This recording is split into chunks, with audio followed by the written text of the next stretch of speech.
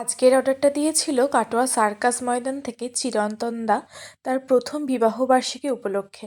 দাদা প্রায় অনেক মাস আগেই আমাদের ক্যাটারিংকে বুক করে রেখেছিল।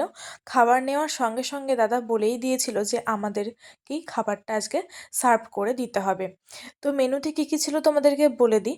প্রথমেই ছিল পানির পাসিন্দা, স্যালাড, কাসুন্দি, বাটার নান, চানা মশলা, ফ্রায়েড রাইস, আলুর দম, চিলি চিকেন, ফ্রুটস চাটনি, পাঁপড়, কালাকাঁদ, পান্তুয়া, আইসক্রিম আর হজমোলা। তো আমরা সেদিনকে দুপুর থেকেই রান্নার যোগাড়যন্ত্র শুরু করে দিয়েছিলাম। প্রায় দুপুর 2টোর দিকে রাঁধুনি চলে এসেছিল রান্না করতে।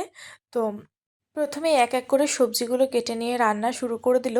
পনির পাসিন্দাটা আমরা করেছিলাম ঠিক বেরোবার আগে, মানে প্রায় ওই 6:30 7টার দিকে আমরা ভাজতে শুরু করে দিয়েছিলাম, কারণ দাদা বলেছিল যে 8টার মধ্যে যেন আমরা দাদাদের বাড়ি পৌঁছে যাই।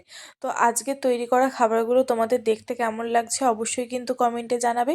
এছাড়াও তোমাদের বাড়ির যে কোনো ছোটো বড়ো অনুষ্ঠানে আমাদের ক্যাটারিং সার্ভিসকে বুক করতে গেলে স্ক্রিনে দেওয়া নাম্বারে যোগাযোগ করবে। এটা আমার কলিং ও হোয়াটসঅ্যাপ নাম্বার।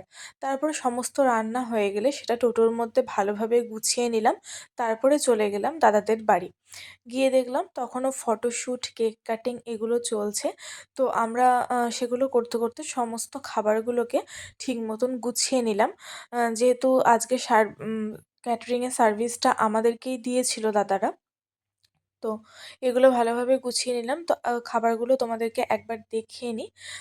আর এটা ছিল নান, যেটা ভিডিওর মধ্যে তুলে ধরা হয়নি যে কীভাবে করেছি।